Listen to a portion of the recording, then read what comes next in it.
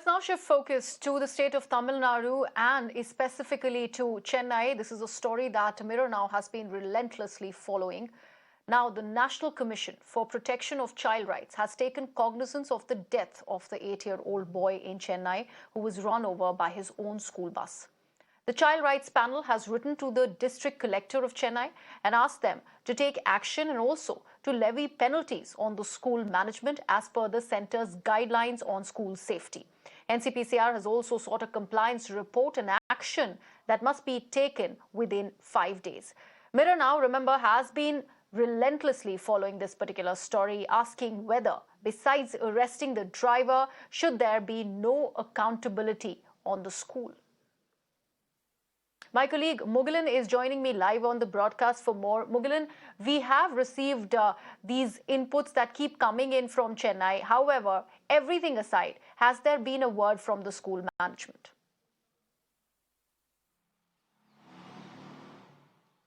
So far, there is no word coming in from the school management as they are being investigated by the Chennai police.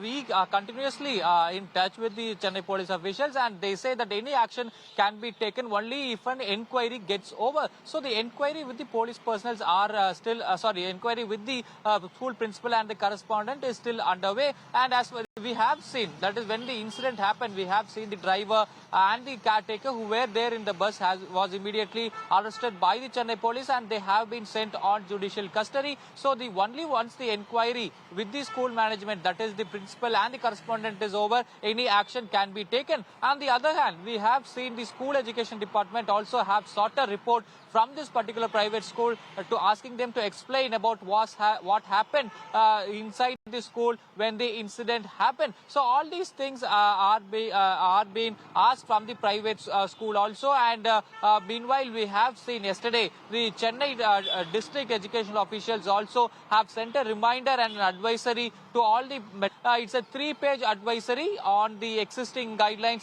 It was sent to all the private schools, and it largely speaks about the role of appointment or hiring school driver or school bus driver who will be transporting the school children, and it speaks about several issues. That is, the driver who is being hired for operating the school bus should have at least 5 years of experience in operating the same kind of vehicle. And it has also stated that the driver should periodically, that is every year, he should pass a driving test in front of the school committee, and the buses should not be overcrowded, and there should be a helper to the driver, and there should be a caretaker in the bus when the bus is operated with the school children. And it also speaks that there should not be any music, any kind of music that should be played when the children are being transported in the school bus. So these are some guidelines that already exist, and these district education officials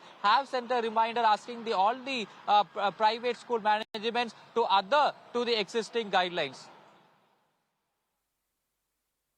Absolutely, Mugilan. A very important point that Mugilan there is making about the guidelines that have been issued, in fact, reiterated by the Chief Education Officer in the state to various schools. Now, actually, to discuss more about these safety guidelines, I'm now joined on the broadcast by Mr. Praveen Swamy, who is a member of the Parents Association. Mr. Swamy, thank you so much for joining me on the broadcast on Mirror Now. A relentless coverage that we are having on the channel, because remember, we're talking about the death of a boy who was merely 8 years old. Yeah, thank you. It is very sorry to hear that the child has been bowed down by the bus. See, actually what has happened in 2018, the Supreme Court has passed an order stating that to fix the responsibility of the child safety and to the Ministry of HRD. So Ministry of HRD in return has called all the ICSE and CBSE board and along with NCPCR, it has fixed the guidelines very clearly that the school management should be held responsible for all the safety of the children. As well, there should be a parent-teacher association. The PTA should be formed in the school so that the parents are also monitoring the whatever the action which has been taken by the school to ensure the safety of the children. So had that parent-teacher association was in place in the school, that has to be looked at, because nowadays the private school doesn't want any involvement of the parents in any of their daily activities, whatever the activities which they are doing, especially in terms of the safety of the children. Because taking in nowadays we are see so many fire safety norms and other norms have not been implemented in so many states, even though there is a strict guidelines and the Supreme Court order is there. So we, as the parent association, representative of the parent association of Karnataka, Voice of Parents, so we urge that all the school should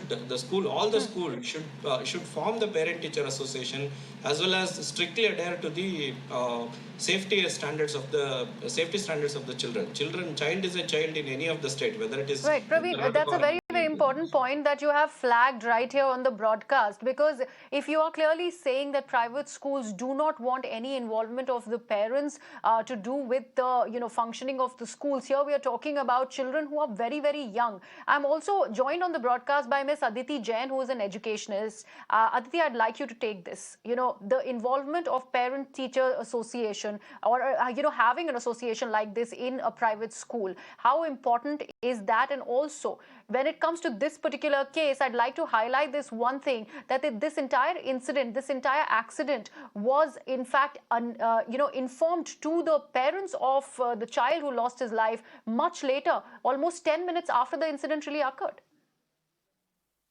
Yes, this is a very disturbing thing. I mean, I extend my condolences to the parents and also the school that has lost its little child. I mean, if you are not very careful with the rules and the safety measurement, such things can happen anytime, anywhere. I request all the schools that when you are dealing with children, please keep safety as priority. I mean, in any way, education comes later. First is the life of the child.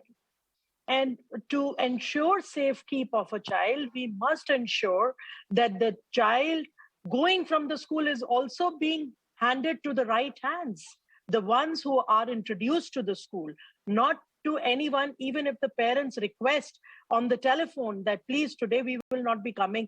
There should be an authorization letter much in advance, maybe a day in advance, to the person in charge of ushering the kids out of the school.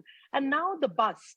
The bus, when the bus is coming into the premises, you must take your safety measures into place. Make sure that the children are much, away from the vehicle before the vehicle is parked at the place to, take the children in. Somewhere there, the laxity has happened. If these things are taken carefully, then there is no need of any other measurement. But then, as the other guest is saying, yes, if you have parents also involved in all these little things, I'm sure parents would make sure that this does not happen. It is a very sad thing. I don't know what to say. I mean, all I can But request Aditi and is Praveen, please. I'd like you to take this one question here on the show. When it comes to these advisories that have been put in place, in this case, the Tamil Nadu government is pretty much reiterating what is already out there in the Supreme Court guidelines when it comes to the safety, when it comes to the school buses, which are, obviously in question here. When it comes to these advisories, what is it that is a must when it has to be underlined right there? And how much of it is really being followed? Because when we talk about fitness certificate for buses and a certain educational qualification for the attendant and the driver, how does it help in this particular case, and how much of it is really being followed and implemented on ground? We all know how much happens. We all take things very lightly. But there is a department where there is a basic Shiksha Adhikari who is also supposed to regularly inspect schools. I don't know how many schools are being inspected. It's not the case of inspection and other things. Here, if we are careful And if we keep safety as priority, I assure you nothing like this can ever happen. And when we talk of advisory committees, the deal is that when once parents also, there should not be any animosity. We all should be working towards the safety of the child, to ensure good education is imparted to a child without fight and without rudeness. Right. If we all aim towards this unanimously. Praveen, one last point. What do you think should be the penalty when it comes to the school in question over here? Because we are, remember, again, talking about the death of a child, and it's a serious security lapse. What do you think the penalty should be? Because the NCPCR has also now taken cognizance in this matter. A report has been sought, and penalties have been actually advised that should be levied against the senior management of the school. Yeah, I do say that the strictest penalty should be issued on the school management for the laxity of the safety of the child. So because the life is very precious, so whether it is a child or anything, like the two children's lives are very precious, because they are very heart-touching people to their parents. The parents have trusted the people who are taking them in the van, and they have paid the fees for that, and then they have sent it to in cognizance with the school thing.